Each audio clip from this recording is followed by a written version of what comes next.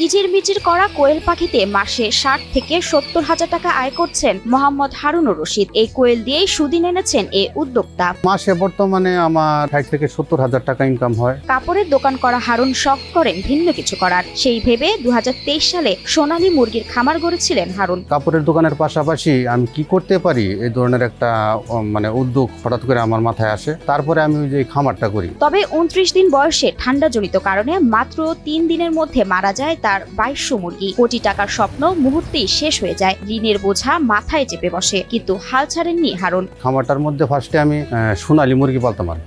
তো সোনালী মুরগিগুলো দেখা গেছে আমি প্রায় ২ বছরে ৪.৫ লক্ষ টাকা আমি লস খাইছি এই সোনালী মুরগির মধ্যে আর কি। এরপর ইউটিউব দেখে নতুন স্বপ্নের পথ চলা শুরু করেন গাজীপুরের কাপাসিয়া বড়বাড়ি গ্রামের বাসিন্দা মোহাম্মদ হারুনুর রশিদ। কোয়েল পালনে আগ্রহী হন তিনি। হঠাৎ করে দেখি যে ইউটিউবের মধ্যে আর কি যে কোয়েল পাখির খামার করলে মোটামুটি লাভবান হওয়া যায়। প্রথমে ১২০০ কোয়েল দিয়ে যাত্রা শুরু করেছিলেন হারুন। সময়ের ব্যবধানে সেই সংখ্যা বেড়ে দাঁড়িয়েছে ১৩,০০০-এ। নরসিংদীতে আমি ফার্স্টে ১২০০ পাখি আনছি। লালন পালন করার পরে আলহামদুলিল্লাহ আমার মোটামুটি ভালো একটা লাভ হয়েছে, যার মধ্যে ৭,০০০ কোয়েল নিয়মিত ডিম দিচ্ছে আর ৬,০০০ কোয়েল এখনো বাচ্চা। ছোট বড় ১৩,০০০ পাখি আছে আর কি।